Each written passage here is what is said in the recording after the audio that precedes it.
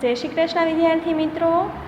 ધોરણ 4 વિષય હિન્દી આગળના વિડીયોમાં આપણે વર્ણમાળા એટલે મૂળાક્ષરો વિશે માહિતી મેળવી। વર્ણમાળામાં સ્વર અને વ્યંજન હોય છે, તો આજે આપણે સ્વર લખતા અને વાંચતા શીખીશું।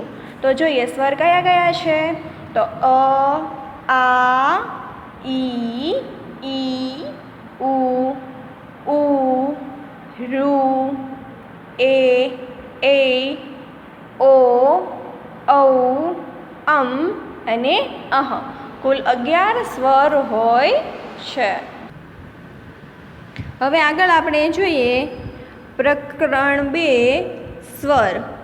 સ્વર પઢો ઓર લીખો, વાંચો અને લખો। એમાં આપણને ગુજરાતી અને હિન્દી બંનેમાં સ્વર આપેલા છે। તો એમાં જોઈએ અ, આ, ઈ, ઉ,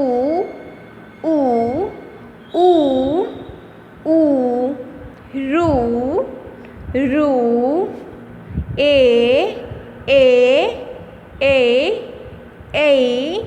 ઓ, ઔ, અમ અને અહ।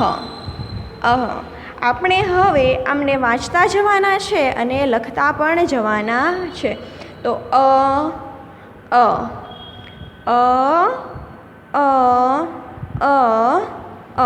હવે ઘૂંટીએ આવી રીતે તમારે બોલતું જવાનું છે અને લખતું પણ જવાનું છે।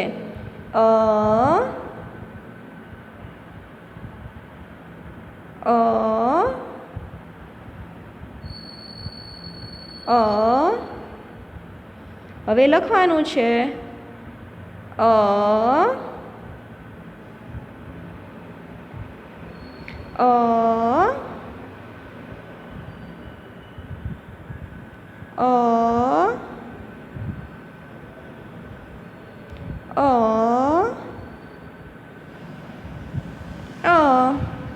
આવી જ રીતે આ,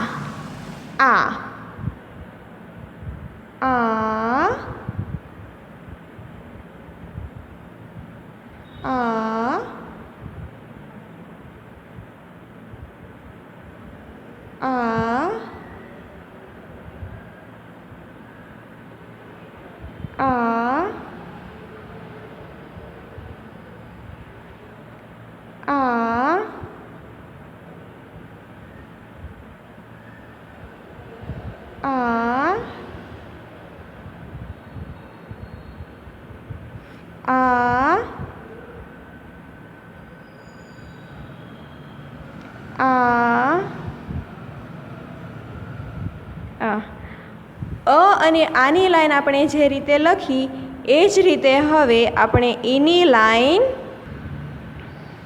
જોઈએ। ઈ ગુજરાતીમાં ઈ પછી ઘૂંટવાનો ઈ,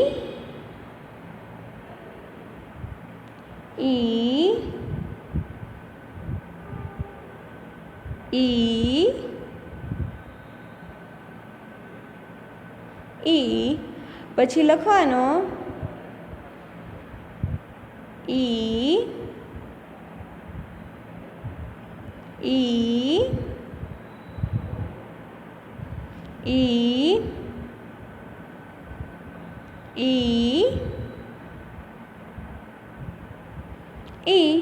એવી જ રીતે મોટો ઈ શું વંચાય ઈ।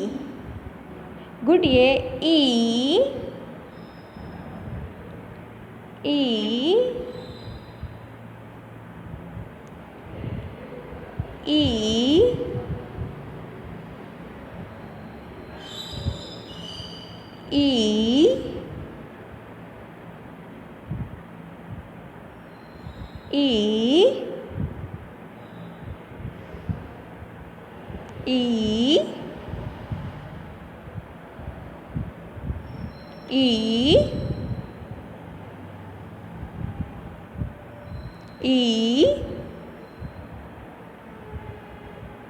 ઈ. એવી જ રીતે ઉ ગુજરાતીમાં લખેલો છે ઉ. હવે એને ઘૂંટીશું અને લખીશું ઉ ઉ ઉ ઉ ઉ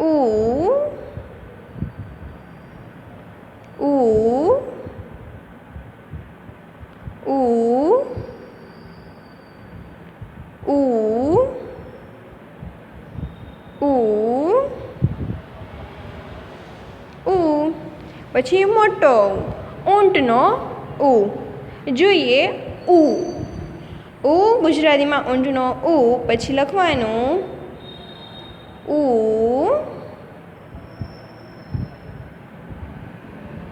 ઉ ઉ ઉ ઉ. આવી જ રીતે હવે લખીશું ઉ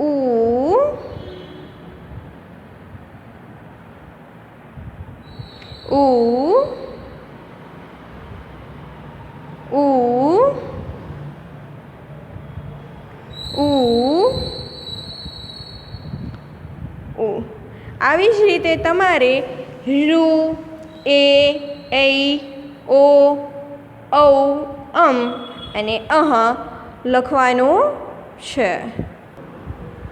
હવે જોઈશું આગળનું પેજ પાના નંબર 5. એમાં આપણને ચિત્ર આપેલા છે અને અક્ષરો આપેલા છે. સૌપ્રથમ આપણે સૂચના જોઈએ. દિए गए शब्दों में से सही शब्द चुनकर चित्र के पास लिखे. દરેક ચિત્ર પાસે આપેલા શબ્દોમાંથી સાચો શબ્દ પસંદ કરી અને લખો. આ જે શબ્દ આપેલા છે એમાં આનું ચિત્રનું સાચું નામ લખવાનું છે. તો ઉપર કાઉન્સ પણ આપેલા છે. આપણે પહેલાં કાઉન્સ જોઈએ. औरत. औरत એટલે સ્ત્રી. 21. 21 ને ગુજરાતીમાં કહેવાય 21. ઉંગલી. ઉંગલી એટલે આંગળી. પછી છે ઊંટ. ઊંટને કહેવાય ઊંટ. એક તારા એટલે કે સિતાર.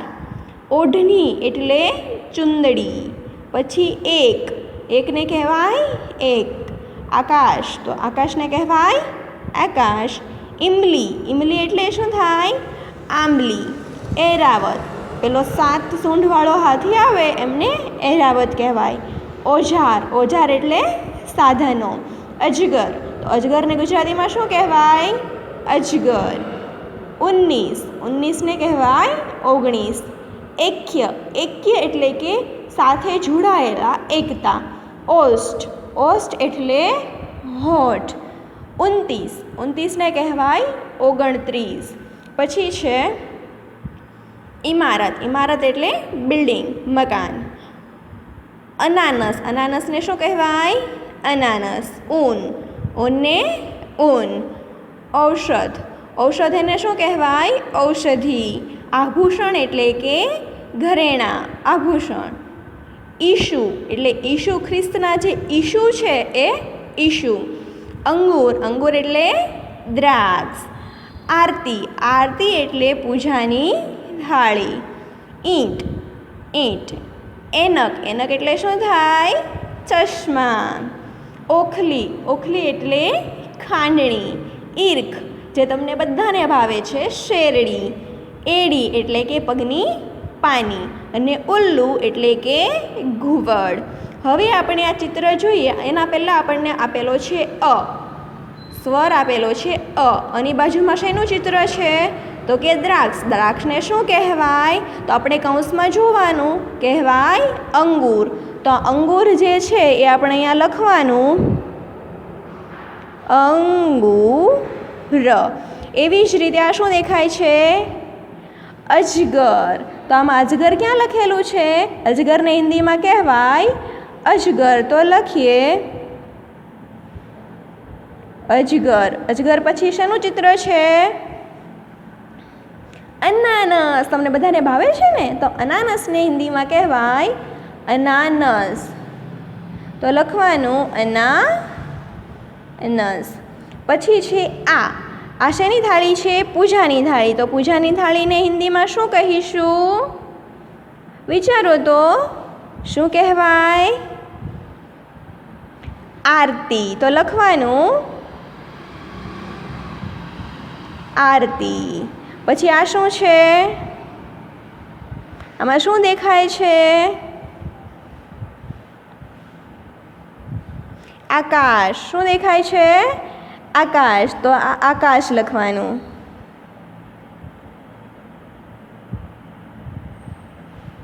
પછી આ શું છે? આભૂષણ એટલે કે ઘરેણું. તો આભૂષણ લખવાનું.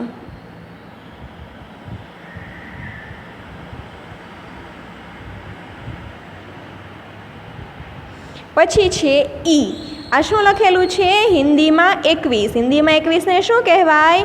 તો કે 21. તો લખવાનું 21. પછી છે ઘર. તો ઘરને શું કહેવાય? ઇમારત. તો લખવાનું ઇમારત. પછી શું છે? ખાટી ખાટી આંબલી. તો આંબલીને શું કહીશું? ઇમલી. શું કહેવાય? ઇમલી. તો લખવાનું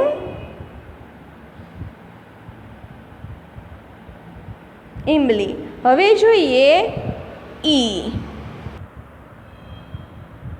આગળ જોઈએ ઈ. તો ઈંટને શું કહેવાય? ઈંટ. તો આવો જ્યાં ઈ દેખાતો હોય એ શબ્દ આપણે કૌંસમાં ગોતવાનો. તો આવો ઈ ક્યાં દેખાય છે? તો આપેલી લાઈનમાં છે નથી અહીંયા. તો હવે આપણે જોઈએ બીજી લાઈનમાં. તો અહીંયા દેખાનો ઈશુ. તો આ ઈશુ તો નથી. તો હવે આગળ જોઈએ આને શું કહેવાય? ઈંટ. તો લખવાનું ઈંટ. પછી આ શું છે? શેરડી. શેરડીને શું કહેવાય? તો કે ઈર્ક. શું કહેવાય? ઈર્ક. લખવાનું ઈર્ક. અહીંયા આપેલું છે ઈર્ક. પછી ઈર્ક પછી શું છે? ઈશુ. ઈશુનો ફોટો છે. તો જોવાનું કૌંસમાં ઈશુ શબ્દ ક્યાં આપેલો છે? તો લખવાનો ઈશુ. પછી આગળ ઉ. તો આ શેનું ચિત્ર છે? ઉલ્લુ એટલે કે ઘુવડ. તો આમાં કૌંસમાં આપણે ઉલ્લુ શબ્દ શોધીશું. ક્યાં આપેલું છે ઉલ્લુ? તો સૌથી છેલ્લું ઉલ્લુ આપેલું છે. લખીએ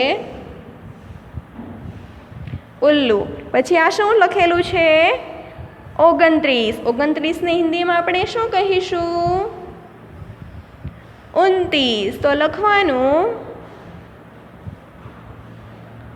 29. પછી આ શું લખેલું છે?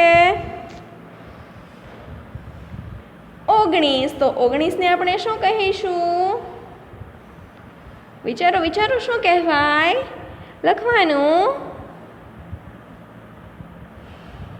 19. શું?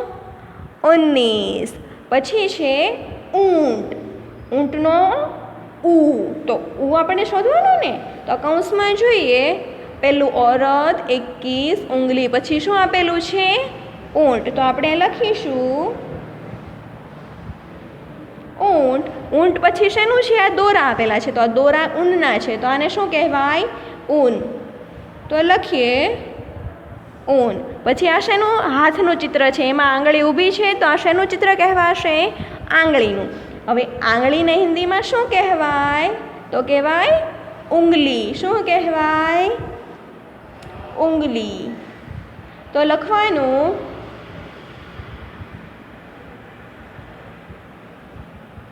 ઉંગલી. પછી છે એ. આ શું દેખાય છે? એકડો દેખાય છે ને હિન્દીનો. તો એ. તો આને શું કહેવાય? એક. પછી આ શું દેખાય છે? સિતાર. તો સિતારને આપણે શું કહેવાય? તો અહીંયા લખેલું છે એક તારા.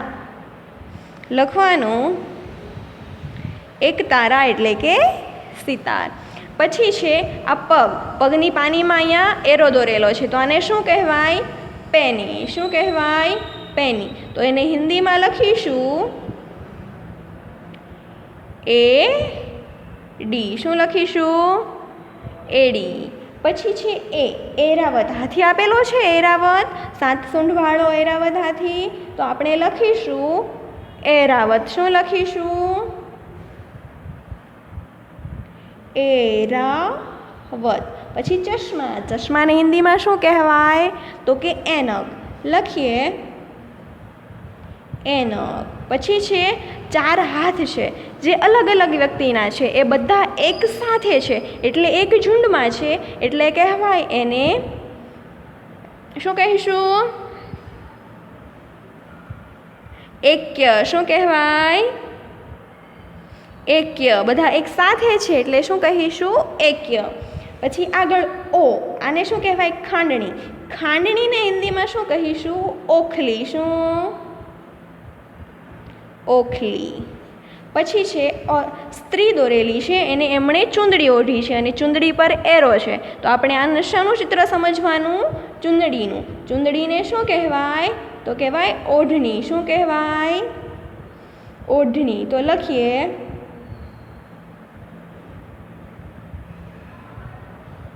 ઓઢણી. પછી આ શેનું છે ચિત્ર? હોઠનું. હોઠને હિન્દીમાં શું કહેવાય? ઓષ્ઠ. શું કહેવાય? ઓષ્ઠ. લખીએ ઓષ્ઠ. પછી છે ઓ. આમાં આપણને કરવત, હથોડી એવું બધું આપેલું છે ને, તો આને ઓજાર કહેવાય. ઓજારને હિન્દીમાં શું કહેવાય? હમણાં મેં કહ્યું હતું, શું કહેવાય? ઓજારને ઓજાર જ કહેવાય. શું કહેવાય? ઓજાર. પછી બાજુમાં શેનું ચિત્ર દેખાય છે? દવા છે ને, દવા. તો આ દવાને આપણે શું કહીશું? ઔષધિ. શું કહેવાય? ઔષધ. પછી સ્ત્રીનું ચિત્ર છે. સ્ત્રીને હિન્દીમાં શું કહેવાય? ઔરત. શું કહેવાય? ઔરત. હવે તમારે સ્વર પેજ નંબર 4 અને 5 બંને આઈડિયલ હિન્દી આઈડિયલમાં લખવાના છે અને પેજ નંબર 4 જે સ્વર છે અ, આ, ઈ, એ બધું તમારે ઘરકામની નોટમાં પણ લખવાનું